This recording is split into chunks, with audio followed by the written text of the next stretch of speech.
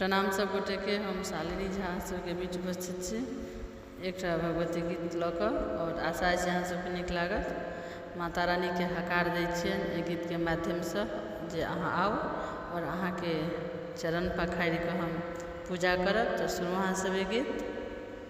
धन्यवाद। मैया आउ न हमहू हकार दै छी, मैया आउ न हमहू हकार दै छी, कनी आउ न चरण पखार दै छी। मैया आउ न हमहू हकार दै छी, मैया आउ न हमहू हकार दै छी, कनी आउ न चरण पखार दै छी। चली आउ न चरण पखार दै छी, मैया आउ न, मैया आउ न, मैया आउ न।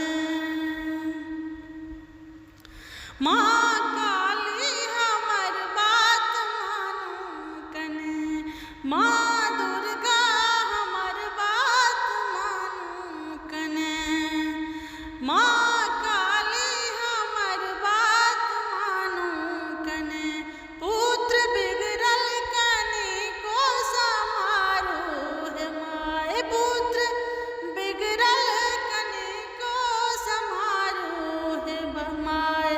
माता काली हमर बात मानू कने, पुत्र बिगड़ल कनिको समारू हे माँ। काली काली दुर्गा कल्याणी यहाँ, काली दुर्गा कल्याणी यहाँ, तारा लक्ष्मी ब्रह्माणी यहाँ, काली दुर्गा कल्याणी यहाँ, तारा लक्ष्मी ब्रह्माणी यहाँ।